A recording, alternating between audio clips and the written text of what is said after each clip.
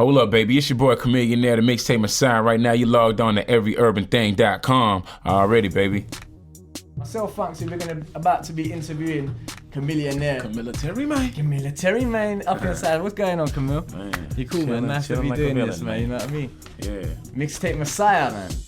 Yeah, You know trying what to stay on the grind, man. Trying to work, man. Trying to get some international love, you know what I'm saying? Of course. So what's the deal with that whole mixtape thing, man? That's how you kind of got your name in the game right there, so... Yeah, most people know me from the mixtape circuit. Like, I came up on the mixtape scene, and I used to just do a lot of mixtapes. You know, every local artist got a dream of making it, so they start trying to get on mixtapes and get hot in the city, and that's what I did. And it started spreading outside of Houston and just getting bigger and bigger, you know? Of course, man. So you've done the whole mixtape thing. How many units did you sell? Well, independent albums, I sold over 100,000 records independently, and that was before a major deal came. So Wow. that's what really got me such a big deal and got my situation the way I wanted with Universal, because I had already had previous experience selling records. But mixtapes, I sold a lot of mixtapes. I couldn't even tell you how many. I lost count a long time ago. What's the story behind your name, though, Chamillionaire? Chamillionaire means rich in style. Like, you know, I rap fast, I rap slow, sing the hook. You know, it's all about the different forms of style that I give the listener. And people thought it had something to do with money, but I didn't want to make it mean nothing about money, because all my old raps used to be, you know, all about money all day. So Yeah. I want to add purpose to the name. Okay. Yeah. So Chamillionaire, that's what kind of joint the label. Obviously, you're in Universal. You're signed to Universal Records, Universal. So the whole Chamillionaire thing. With Chamillionaire, that's my imprint and my company, my record label, and you know, my thing is, like, eventually I want to just build an empire. You know what I'm saying? I used to be on Swisher House, I used to be on other companies, and my name used to be attached to that. But I want to have something for myself, because I want to just, you know, just have something for myself, and then build that and watch it grow, you know? So that's what I'm in the process of doing now. And with the success of my album, selling 1.2 million records in the US, and is everything getting big like that. And it went gold here as well. Yeah, definitely. Said, man, so it went gold massive. in the UK, so that's big. They said that's a real big accomplishment, you know? Definitely So is, I'm man. still working. You've signed to Universal, as we said. So what edge does it give you being signed to a major as opposed to doing it independently, because you were moving a lot of units? So Yeah. what's the pros and cons? I know people are going to say a lot. Obviously, the financial, stamp on it is much bigger. So I think with the majors, it's so much stuff that they can do, that they in places that they can get you, that you can't get independently. You know what I mean? It's like I sold over 4 million ringtones. That's a whole nother check, but you can't do that independently. It's kind of hard, because independently you're trying to get into all these places where the majors are fighting for, and they're way bigger and powerful than you. So sometimes if you can't beat them, you got to join them, and you find a way to use their resources to be successful. So it's a lot of stuff like that. You know, it's video channels, and you know, I'm doing international touring and stuff, and then I go internationally, and I'm sitting in a hotel looking at the TV station, and everything is not even in English, and then my video comes on. I'm like, nah, that don't happen in independent. what's You know that? what I'm The riding video. Yeah, right? ride, man. It's like the international language. My music so loud, I'm swinging. They hoping that they gon' catch me riding dirty. Tryna catch me riding dirty. Tryna catch me riding dirty. Tryna catch me riding dirty. Tryna catch me riding. Did you realize that was gonna have such a big impact when you first did Riding, man? I mean, I had faith in the song, and I liked the record. I knew it was a good record, but I didn't know it was gonna be as big as it was. Like, I go to the airport, and grandmothers will come up to me telling me they're riding dirty, you know? Like, when that happens, you be like, man, That's it's real. crazy. Like, who would have thought it would have been that big? Like, Of it course. seems like everybody, little kids, everybody knows that record, you know? That was US #1 on the Billboard pop charts as well. It has to be said. #1 airplay as well. Yeah. And yeah. #1 ringtone. Man, Number you get one me? ringtone. They made a Serious. plaque, and the plaque is a 3 million ringtone. And Really? They were like, no artist in the history of rap has sold 3 million of one song in ringtones. Oh. Like, never. So they said, from now on, when we make somebody else's plaque, we're gonna make it to look like yours. And I'm like, man, that's crazy. Oh, that's crazy. You know That's what I'm crazy. saying? That's crazy. And that's coming from the debut album, obviously the single as well. Yeah, Sound of Revenge and Riding is the record that just took Man. off like crazy. And the new single coming out in the UK on the 20th. Yeah, Grown and Sexy. Grown and sexy from your head down to your toes. You know you're fine. You know you're fine. Got that perfect face, a perfect shape and perfect smile. And actually, we're going in a different direction. You know, Okay. just we know the audience that we captured with Riding, and now it's time to do something different, just to stick with the Chamillionaire name and just, keep jumping to different sounds. Of course, we can represent for the album, but there are also some bonus tracks that I want to speak about. Yeah. I've managed to get hold of, man. I'd like to drop one of your bonus tracks because I don't know. There's one called Bad Guy. And Hate It in Your Eyes. Yeah. They're kind of two of my favorites. Which one do you reckon we should give a spin right now? Bad Guy's kind of long, but I like Bad Guy. I like it. The whole time, everybody thought I was the bad guy. You know what I mean? And there's something to say on that record there. Yeah, definitely, man. Man, give it a little plug and we'll get that spin. Man, that's what it is. It's from the bonus disc on my album, The Sound of Revenge. It's called Bad Guy. That's what it is.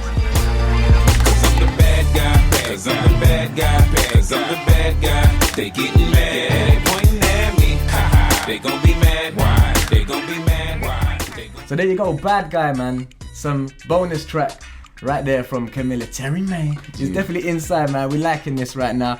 I want to speak about the style though that we just heard of your rapping. You do your hooks as well. That's what you said. So you rap and you're hook singer, and it's kind of, there's not many people doing it in the way that you're doing it right now for the hooks as well. So is that something you always envisioned to do? I mean, I used to practice the hooks all the time, you know what I mean? And I used to do it when I was doing mixtapes, and I used to practice it, and I put out a mixtape, and people would love it, and people would be like, well, I want you to do one of those hooks for me. I want you to do one of those hooks for me. And then I started perfecting the craft, and Riding is a perfect example of, before, if I wouldn't have done it and I wouldn't have tried to do it, when people was like, oh, what are you doing? You singing? Then I wouldn't even have had that record, because that's what really made the record, the hook. The hooks, you know what I mean? So I think now I kind of perfected the craft of, just making catchy hooks. I think other people that I feel are real good at it, people like Akon and 50 Cent and people like that are real good at making those catchy hooks, and that's what I think the game needs, No, I totally hear that. Respect to Akon as well. You heard him here on the show last week. We now got Chamillionaire inside, man. That's how we like to represent. Speaking about his style and that, but I want to speak about the state of rap today and how you think in general it's going and where it's going to go to. I think it's gonna come back to more concepts, you know what I mean? Now music is more club oriented, and people just make a lot of club music and don't really rely on concepts, and majors only care about the first 2 singles a lot of times, not really ask about the albums. But I think, record sales are starting to decline, so people gonna have to start caring about the album now, you know what I mean? Yeah. Because if people ain't gonna buy it, if they ain't feeling the whole album, they might buy your song, but they ain't gonna buy the album. So, it's gonna come back to that, Okay, and of course, it must be said your style is the pinnacle of southern rap, the sub-rap genre that's blowing up in the game right now. We've got to speak about the actual South movement. Yeah. Compared to other rap styles, it's fresher, something for people to listen to. Other styles can be said. It's been said, we have to be real that some of the tracks coming out are a bit static at the moment. Yeah. And people are bored of the same type of formula. But your sound is fresh on the South circuit. So in your opinion, is southern rap kind of leading the way right now compared to, say, with East Coast or West Coast styles? Yeah, it definitely is, but you gotta remember, nothing lasts forever. I remember when the East Coast was just nothing what you were hearing was East Coast, Wu-Tang Clans and everything, and we was in the South, but we never had no chance. And then it left and went to the West Coast, and you was hearing nothing but West Coast, Death Row and all kind of stuff like that, Lowriders, Dickie Pants and Chuck Taylors, and then next thing you know, it went to St. Louis, and Nelly was doing the sing rap, and then it went to Louisiana, and then had Master P and Cash Money and stuff like that. The game always changes like that, so nobody's gonna have it forever. Eventually, if they get tired of just Houston or whatever, or just the South in general, it just might move somewhere else. You know what I mean? Yeah. It might be grime, it might be UK hip hop. You never know. For real. So we're talking about the South movement, but I suppose it's doing well when other places are hitting up that sound. UK, it's a very dominant sound now. Everyone's listening to the South sound, and so you're definitely moving in the right way there. Do you think it's got longevity? Yeah, as long as everybody kind of takes care of it, you know what I mean? Like, we got to realize when people get tired of the same old stuff, you can't fool people for too long. Like, if I keep making the same record over and over again, eventually they're going to be like, scratch their head and be like, what? Wait a second, man. And then they're going to get smart, you know what I mean? So, we just got to find creative and fresh ways of making Southern music instead of the same type of Southern music over and over. So you're up for like fusing styles together, getting features. I mean, we have to speak about, you've done something with Sway in the UK. So big up to my man Sway. Yeah, I'm definitely big on that, like just doing something different outside the box, because me personally, I don't even listen to, the radio and get programmed to hear the same song over and over. I like to hear mixtapes, all kind of different stuff, just because, people be surprised at some of the stuff I like. It's just because it's different. Like, even when I came out to the UK and I heard Sway, it sounded different to me. I'm like, this is dope, you know what I'm saying? Then he was spitting real with clarity and rapid fire, and it just sounded good. So I was like, I can't even knock it. It sounded good to me, And you jumped on Up Your Speed part 2. Yeah, Up Your Speed is just fire, you know what I'm saying? And the beat had energy, and it was just, definitely a good look, Another thing mentioning for the South is like the grills, man. We've got to speak about the grills. Yeah. Was it all pioneered from the South? All this grill business. I mean, can we get a shot on the grill right there? Yeah. You know what I mean? That's what I'm talking about. Yeah, people been doing the grill thing for a long time. You know what I mean? It's like, to us, it's kind of old because like we've been having grills for a long time. Now the whole rest of the world is catching on to it, and it's like, Yeah. you know, it's big. It's starting to be like, I see girls with grills. You know what I mean? So that's crazy when you start seeing women with grills. Boy, like, that's deep. I want to touch on the subject of the beefing. I don't want to go into it too much because I know people get dragged into it when they don't even want to with the whole thing. But can we, you know, hip hop game, it has to be said, there's a lot of apparent beef in the South as well. But have you been dragged into the situation yourself that you may not have wanted to be dragged into, you know? I mean, because I know you're just about the music. I think every rapper itself has some situations, you know what I'm saying? I had my beef in the past, but I'm at a point now where it's like, to me, it's just silly, man. Especially when everybody's getting money, everybody's doing their thing. It's like, man, I don't even got the time to be, and the energy to be trying to argue with somebody over nothing. Like, if somebody ain't feeling me or don't, oh well, you know what I mean? I'm gonna just do what I do, because music started getting to a point where people stop caring about the music. Like, you ask somebody why they're hot, and they're gonna start talking about who they dissing and beefing and this and that.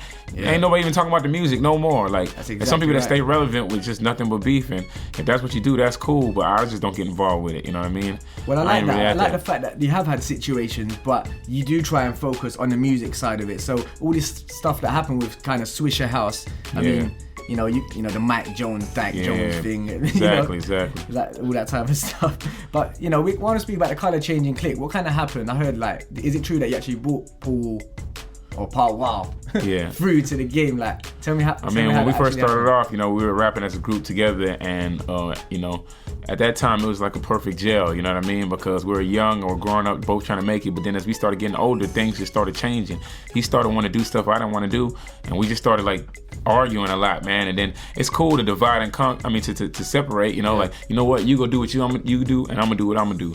But then people always start dividing and conquer and start trying to turn you against each other, saying stuff to him to make him mad at me, saying stuff to me to make me mad at him. Yeah. And then next thing you know, you got two people going at each other that shouldn't even be going at each other, you know what I mean?